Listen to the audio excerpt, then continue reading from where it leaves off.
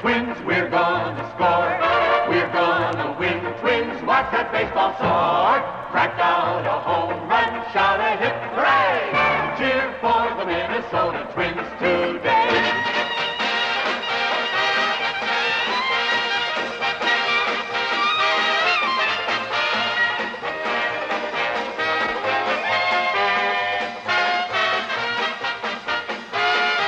Welcome to Aimless TV. I'm your host, Richard A. Claddy.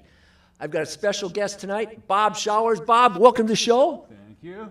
And this is part 2 of the Twins at the Met. Bob Showers has written this book. Now, I understand you got exclusive right to some pictures, and that's where we kind of ended part 1. We're just getting into the story these pictures told. Yeah, I was able to get access to all the Twins photos, so what I wanted to do was use the photos in my interviews with Harmon and Rod and Jim Cott, Tony O, and let those photos evoke the memories, as opposed to me just asking these guys the same questions that they get asked in so many interviews. Sure.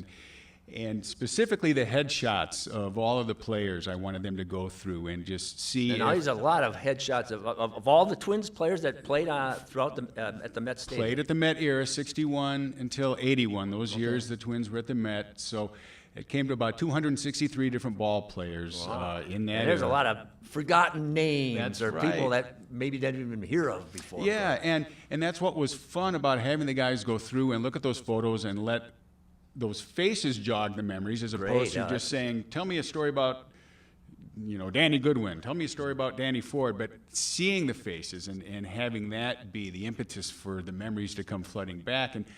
And it wasn't just the big name players who had the stories. Sure. You never knew even an insignificant player might have been attached to a crazy fun story. And that happened when I was interviewing Roy Smalley, our shortstop back in the Met Stadium era.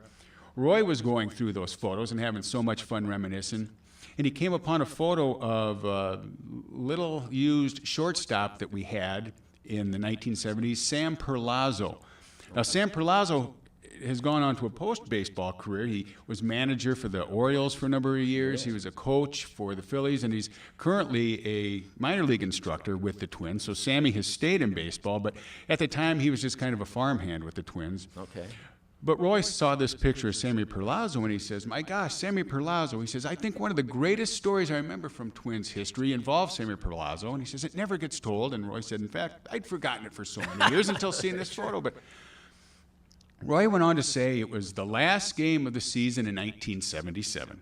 He said the Twins were playing on the road at Milwaukee in County Stadium. He said the Twins, we were out of contention. The Brewers were out of contention. So on this Sunday afternoon, last game of the season, the game meant nothing. So Sammy Perlazzo had been a September call-up. So we know that in September, teams are allowed to call players up from the minor leagues just to give the guys a taste for being on the big league squad and give them a feel for being in the dugout. Well, Sammy was one of the September call-ups late in 77. So here it is, the last game of the season, and Gene Mauch, the Twins manager, decides to let Sammy play shortstop that day. Well, going into that game, Rod Carew had 99 runs batted in, and that was the great season that Rod had when he flirted with hitting 400. Sure. He went into that last game of the season, Rod did, with 99 runs batted in. And Roy, as he was telling his story, said, we all knew how much it would mean to Rod to get 100 runs batted in. He had never hit that milestone, that threshold before. Right. But Rod wouldn't say anything about it. He said, but we knew it meant a lot to Rod. So Roy said it was the 8th inning of the game, and Sammy Perlazzo in the top of the 8th is set to lead off for the Twins, and Rod is scheduled to hit behind him. So as Sammy is in the on-deck circle, ready to go up and hit, Gene Mauch, the manager, yells at Sammy and says, Perlazzo, come here. He says, you go up there right now and hit a triple. Do you understand? This is bad. You go hit a triple. Roy says, Sammy Perlazzo turned as white as a ghost. He said, he's this rookie minor league call-up. He's already scared to death of crusty old Gene Mauch, and now Gene Mauch has just ordered him to go up and hit a triple. Toughest thing to do as a batter, to hit a triple. So he said, Perlazzo just kind of numbingly nodded his head and started to make his way toward the plate when Mauch said, come here, come back here. He said, this pitcher for the Brewers, and it was old Bill Travers. You might remember the ace for the Brewers, Bill Travers. He said, he likes to throw a split-fingered pitch. We've noticed when he'll grip that, his glove will flap open just a little bit. Wow. He said, so if that glove doesn't flap on the first pitch, he's going to start you out with a fastball. You hit that fastball for a triple. Roy says, Perlazo goes up to the plate. First pitch, line shot down into the left field corner. Perlazo hustles all the way around to third. Perlazo hits a triple. Next at bat, Rod comes up, solid base hit up the middle. Perlazo scores. Rod finishes the season with 100 runs batted in, the only time in Rod's career that he drove in 100 runs, all because of Sammy Perlazo going up on demand from Muck and hitting that triple. So it was a kick to hear that story, certainly. Well, I interviewed Rod a second time after hearing that story. Rod met with me twice. He was so meticulous in going through those headshots that upon the end of our first meeting, he was only halfway through.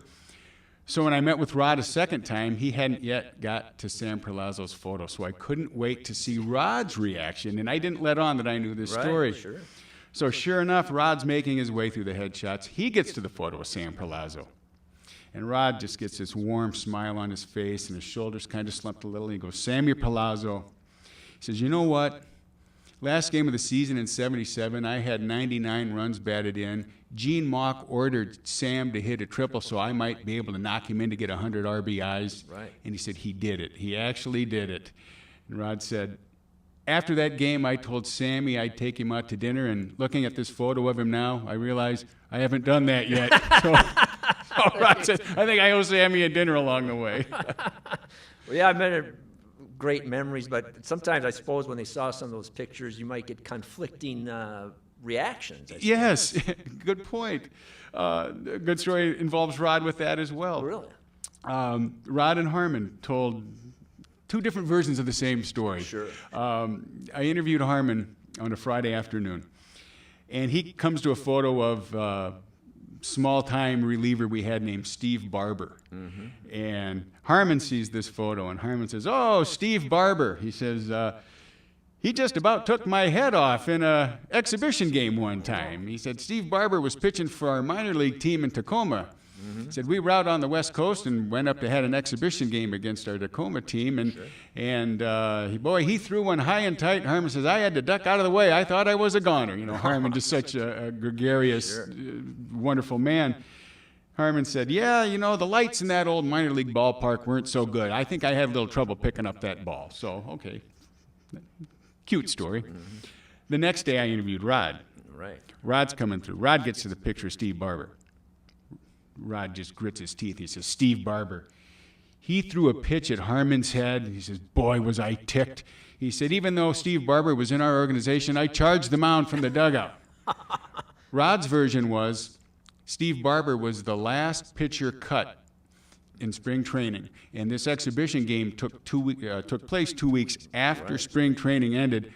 Rod felt that was Steve Barber's way of trying to get back at the Twins, throwing a pitch at Harmon's head and knocking Harmon down. Wow. So here you have the two conflicting versions of that. Now, when I interviewed Harmon and Harmon went through those headshots and talked about players, the first thing Harmon would say fell into one of three categories. It was either, oh, he was a good guy, or he was a really good guy, or he was a great guy. So Harmon looked upon everybody in the highest positive way. So I tend to feel that maybe Rod's version of that story was closer to the truth, that maybe Barber had a little vindictive streak in him and thought, hey, I'll send my own little message to the team this way. Sure. Well, what was amazing about the Twins at the time, I mean, these players, nothing like today's contracts. I mean, if you're a left-handed specialist and you can get one guy out, you're making, $5 million or some crazy deal. You might pitch to one guy. Back then, you had a relief pitcher, they'd come in like at the 7th inning or something, or 8th inning. There was no specialists. No, closers came in like the 7th. There was one year we had Bill Campbell.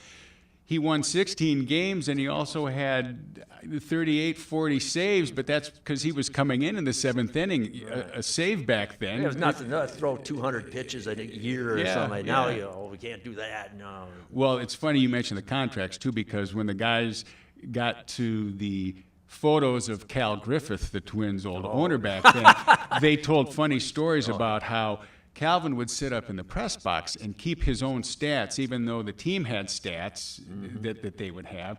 Calvin was very meticulous in keeping his own, and then he would use those stats the next year when he had you sign the contract. And this was the days before free agency and things like that. You couldn't just say yes or no to a contract offer and think you could sign with somebody else. No. You were with that team, and so they'd say once a year in December, you'd get called into Mr. Griffith's office, and he would push the contract across the desk to you, and you either signed it or you didn't play. You couldn't refuse to sign it and think, I'll latch on with the White Sox or the Indians or somebody. You either played or you didn't. And Calvin was pretty tight with the buck. Yeah, and he would use those stats that he kept when he determined what he was going to pay you that next year. Sure. And so he might say, you came to the plate last year 10 times with a runner on second and nobody out. But on 3 of those times, you failed to advance the runner to the third base, so I'm going to hold back $50 for each of those times that you did that. And Rod Carew told the story about being outside Calvin's office, waiting for his time to go in and meet with Mr. Griffith on the contract. And Jerry Terrell, who was a utility infielder that we had back then, went in for his meeting with Cal Griffith. And Rod says, Jerry Terrell was feeling pretty confident that he'd had a good season the year before and that he was going to get a raise, especially because he had just had a young child. He and his wife had their first child, so he thought I was going to get a raise. Jerry Terrell did. Rod says about 20 minutes, Jerry Terrell came out of his meeting in tears because not only did he not get the raise, but Calvin Griffith docked him from the previous year's salary. So that was Bert Blyleven tells a similar story where he had a pretty good year, he's going in there and Calvin gives him all this crap and he was going to get docked. He was looking for a big raise and he's going to end up with less money. And he said, and then he demanded a trade. That's what we lost by 11. He demanded a trade after that. Yeah, that was just when free agency was coming in, and at that point, Cal Griffith knew that I'm not going to be able to re-sign him. He's going to leave. And he's gonna be due some big money, and I'm not going to pay that big money. So that's when they traded him to Texas for Roy Smalley, Mike Cubbage, and a few other guys that kind of drifted through the program. And that's what really hurt the Twins team in the mid and late 70s. We had a really solid ball club with Lyman Bostock and Larry Heisel and Rod and Calvin just wouldn't pay him. Bill Campbell and guys like that. But yeah, Calvin wasn't going to pay. Free agency came, so the team got gutted. Heisel went to Milwaukee, Bostock went out to California, Bill Campbell went to the Red Sox, and ultimately that's what led to Rodney being traded out to the Angels for Ron Jackson and such, Kenny Landreau, because there was no way Rod was going to re-sign with the Twins when he knew he could get big money elsewhere. The Twins had a lot of success. We had teams in the early playoff system. I remember Billy Martin was the coach back then. And it was kind of, for Calvin, there's the pros and cons about Calvin. You could tell stories, but let's face it, he was a baseball man. He knew baseball. Yeah. And he produced a great product, but then he just couldn't understand the modern player, or he didn't understand the economics, the changing times, and we ended up losing these very, very outstanding players. Yeah, he was looked upon as the dinosaur, one of the last of the family-owned franchises, and so there just wasn't the money there that other teams had, other teams to spend, and even Harmon Killebrew ended up his career with the Kansas City Royals. Yeah. Calvin wanted Harmon to retire after Harmon's last season with the Twins, which was 1973, and offered Harmon the opportunity to either be a first base coach with the Twins or to be the manager of the AAA affiliate out in Tacoma. And that was right when Frank Quillisi was let go as manager. Harmon wanted to be the manager of the team. Wow. Cal Griffith didn't want to hire somebody that didn't have previous managerial experience, and that's when Calvin hired Gene Mauch to come in. So, but you're right, we had that solid team in the late 60s. Unfortunately, we went up against the Orioles, which were a powerhouse then. In the early 70s, we had a strong team, but we went up against the Oakland A's, who were winning championships. Right. And then in the later 70s, we went up against the Kansas City Royals, who were a strong team coming on then with Amos Otis and George Brett and Darrell Porter and Frank White and Larry Gura. So the timing wasn't right for the Twins because there were all these other dynasties there, and then we were losing the players, whereas other teams were hanging on to theirs. But there was a lot of great baseball played there. A lot of great baseball, a lot of great teams, and great characters that were out there. It was funny when I would do the interviews and guys got to the photo of the old broadcaster Halsey Hall. Yeah, and Halsey Hall. Remember Halsey Hall so well. He was an institution here in Minnesota. So whereby the Steve Barber incident, you'd get different versions of the same story. What was interesting with Halsey Hall is his photos would generate the same response over and over again. The guys would say, when talking to Halsey Hall, you never wanted to get too close because he had the worst breath of anybody. Those were the first things that I would hear from each guy. They'd say Halsey Hall had the worst breath. Because he's always smoking cigars. Well, it was followed with because he loved to eat raw onions. So here would come story after story from Harmon, from Frank Quillisi, from Jim Rance, the director of minor leagues. All these guys had their own Halsey Hall onion story. Frank Quillisi said Halsey Hall would walk around and eat a yellow onion like it was an apple, a raw onion. And Jim Cott said that back in the 60s, the Twins had their own charter. It was an old United DC-6, and he said it had one of those round horseshoe lounge areas in the back of the plane. And Jim said once we would get up in the air, Jim said myself and Bill Tuttle and Bob Allison and Ray Scott, the announcer, he said we like to go to the back of the plane and play bridge. He said, well, it never failed. We'd be back there about 10 minutes into our bridge game, and we'd look down the aisle of the airplane, and here would come Halsey Hall making his way back. He said, because Halsey Hall didn't like to fly, and he always felt more comfortable sitting back there than in his seat. And he said, always hanging from the belt loop on Halsey Hall's trousers were a mesh bag from the supermarket filled with onions. And Jim Cott said we would cringe when we'd see Halsey making the way back because he would start popping in little pearl onions, and then he had a sack of what Halsey Hall called his medicine, but it was just a flask of Jim Beam bourbon. Yeah, so I heard Halsey enjoyed a drink. Yeah, so he'd sit back there, eat his onions, wash them down with the bourbon, and then have the cigars. So they said it was just terrible having to deal with Halsey Hall with his breath.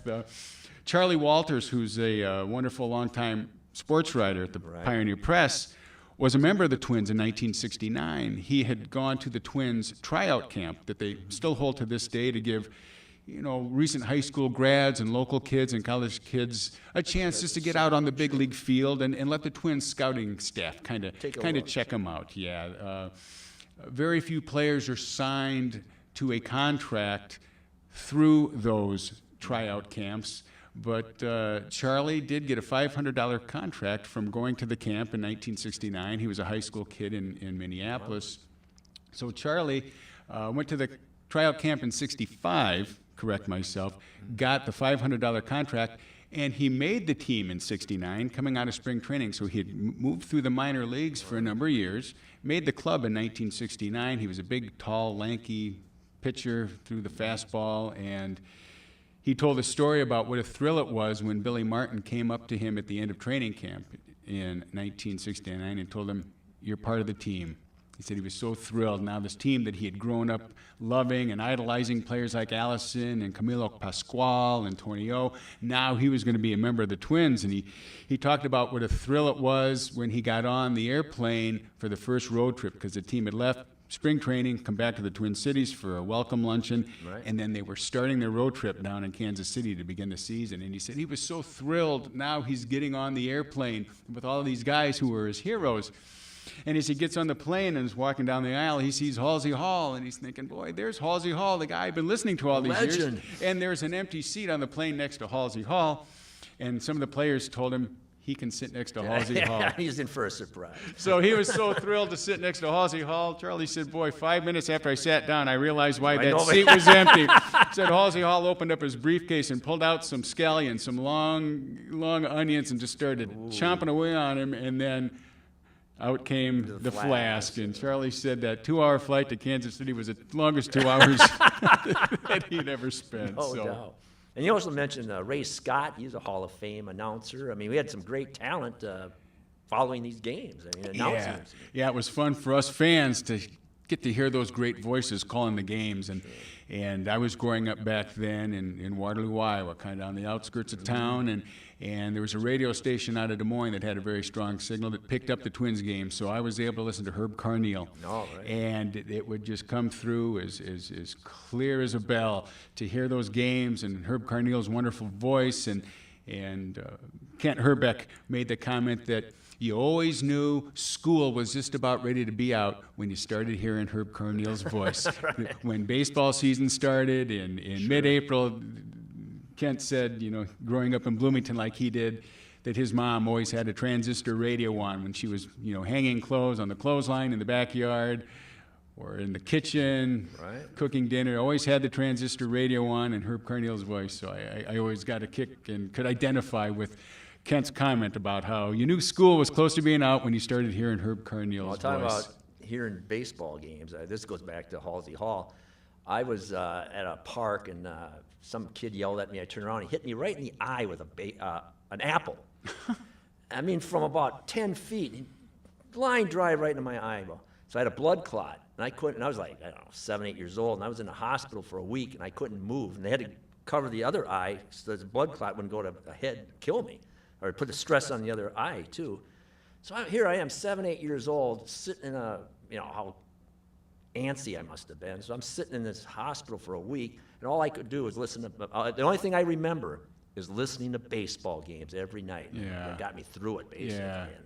Well, those guys did such a great job of Oh, yeah. painting a picture and not just the things with the game, but the way they would describe the surroundings Sure. and what kind of night it was and things like that, and just the fun things that went on aside from the game and the sounds that you would hear in the And background. there's other unique things that happened at that stadium. I mean, wasn't there like a bomb scare? Well, that was a bit of folklore attached to the stadium that nowadays information on the internet is so easy to find, but for so many years there were stories that floated around surrounding the stadium that you didn't know if they were true or not, or what level of truth that there were. And so, story about a bomb scare that I wanted once and for all. Let's get this story Right. chronicled and preserved. And sure enough, there was a bomb scare at the ballpark. This was August 25th, 1970. All right. And it was one of the years that the Twins made it to the playoffs. So they had a Saturday night game against the Red Sox. Pretty good crowd out there because the Twins were in contention. There were about 30,000 people. And I interviewed the Twins' longtime public relations director, Tom Mee, is the gentleman's name. Tom has passed away about a year ago, but just a wonderful man. And you talk about a wealth of knowledge. But I went to Tom. I said, once and for all, what happened on that night? And he said, it was about the fourth inning of the game. He's up in the press box, and he gets a call from the Bloomington Police Department. Mm-hmm. They inform him that they have just received a call at the police station. Somebody just called and said that they had gone out to the ballpark earlier that morning and placed a bomb somewhere, and that bomb is going to go off during the game. Oh, So this is the first time that anybody had been faced with something like this. Yeah. The Twins certainly hadn't ever been faced with this kind of dilemma, nor had the Bloomington Police Department. And this is now getting to a period of time in America of social unrest and Vietnam War protests and things like that. So there were bomb scares that were going on throughout the country at the time, but certainly nothing to this level at Metropolitan Stadium during Right. the Twins game. So Tom said he asked the police department, what do you want us to do? And they said, well, we have to get everybody out of the ballpark as quickly as possible, and if we try to do it by normal means, as if the game had just ended and everybody going out to the parking lot, it'll take forever. So you have to instruct everybody on the upper level to leave through those switchback ramps that were on the exterior of the ballpark. Remember those ramps that were kind of cantilevered? And then everybody in the lower level has to move down and onto the field. So that's how we'll get everybody out in orderly Spread fashion 'em out. so we can see and see, bring in some dogs and try to sniff out this bomb. So I interviewed Tom, and I interviewed Frank Quillisi and Tony Oliva, and they all had the same memory of the Twins' crusty old public address announcer, Bob Casey. Right. And it was put to him to get everyone out in early fashion, and how Bob Casey got on the microphone and said, ladies and gentlemen, we ask for your patience, but we've just received a call. and somewhere in the stadium is a bomb. And how he screamed the word bomb. Wow. It just rattled everybody. So sure enough, folks in the upper deck making their way out, folks in the lower deck making their way onto the field.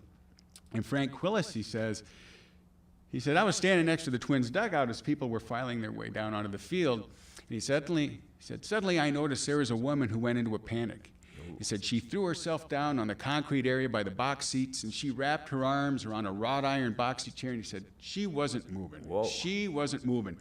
And her husband is standing there imploring her to get up because he's worried about her, number one, but they're holding up the long line of people trying to get down onto the field. Yes. So Frank says, I looked up to the man and I said, knock her out.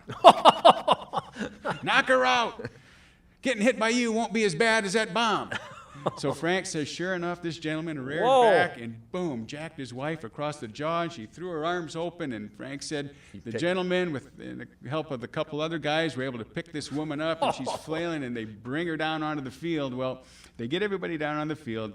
Bloomington police came in. Tom Mee said that the police had 2 dogs, and they weren't into the stadium more than 15 minutes before they determined no bomb. Everybody back in and on with the game. Yeah. So Crazy. Twins wound up losing 2-1. Little Tony Conigliaro hit a home run in the 8th inning, and the Twins lost that game. But I was chatting with the current chief of police in Bloomington, a gentleman named Jeff Potts, a year or so back, and we were talking about this story. And this all came after the book was published, so I wasn't able to get this part in the book. But he said that story has been floating around the Bloomington Police Department for years, and he confided in me that, number one, somehow, he didn't say how, but they knew that bomb scare was a hoax. Okay. He said, but once the call was placed to us, we had a duty to call the Twins. No doubt. But he said those weren't bomb-sniffing dogs.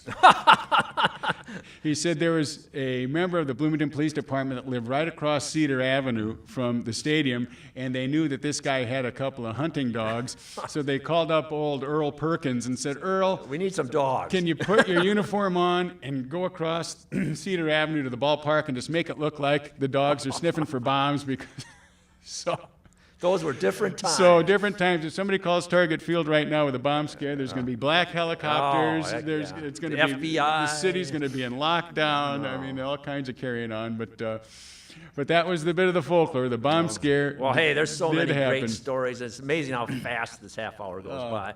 Once again, Bob Showers has written this book, The Twins at the Met. Now, I understand you can get this on Amazon. Is that correct? Yeah, it's been out for a couple years, but you can still find it at Amazon.com. My publisher, distributor has a website, itascabook.com, and it all ended for the Twins out there on September 30th, 1981.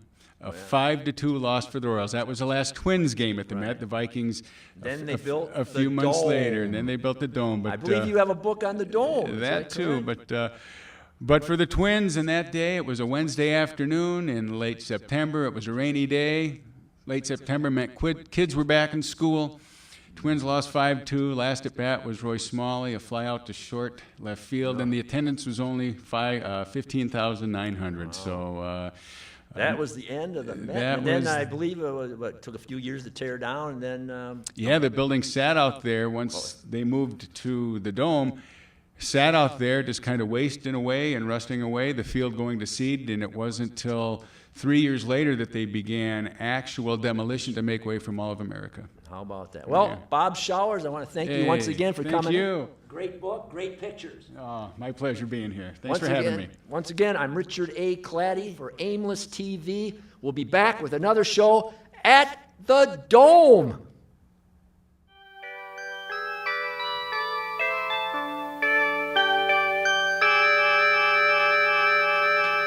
When the Senators stopped playing ball, the Twin Cities got the call. Minnesota joined the American League.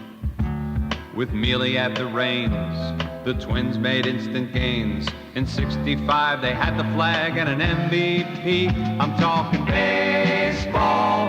Allison and Perry twins. Baseball.